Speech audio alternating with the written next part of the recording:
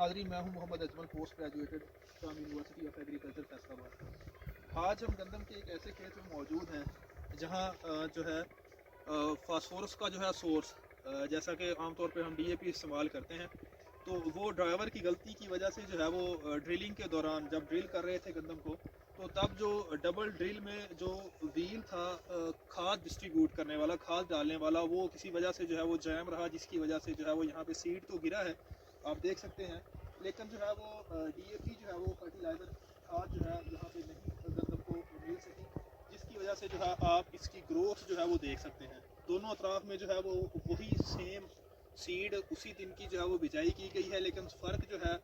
वो सिर्फ डीएपी का है। तो आप क्लियरली देख सकते हैं कि फास्फोरस का जो है वो गंदम की ग्रोथ, बढ़ोतरी और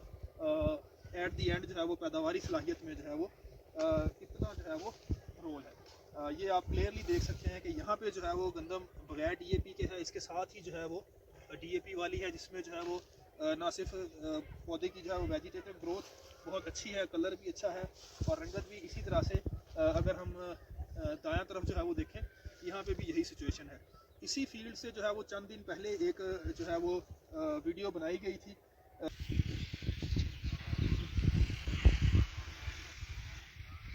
जब ये कंडीशन जो है वो अयां हुई, तो तब जो है हमने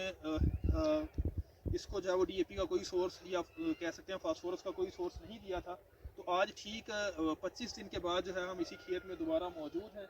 जहां हमने जो है वो इसको जो है वो लिक्विड फास्फोरस स्प्रे किया है और साथ ही जो है वो एमएपी जो है वो फ्लड की गई है, मोनो अमोनियम फास्फेट, जिसमें की कंसनट्रेशन जो है वो जिसमें 12% नाइट्रोजन और 61% जो है वो फास्फोरस होती है। तो कुछ दिनों के बाद जो है यहाँ की कंडीशन जो है वो पहले से कदरे बेहतर है, लेकिन अभी भी जो है फ़र्क जो है वो बहुत वाज़े हैं। तो ये बड़ी क्लियर इंडिकेशन है जिसमें ये पता चल सकता है कि डीएपी या फास्फोरस का जो है वो गंदम की ग्रोथ और बढ़ोतरी और उसकी जो है वो पैदावारी जो है सलाहियत को बढ़ाने में कितना जो है वो रोल है।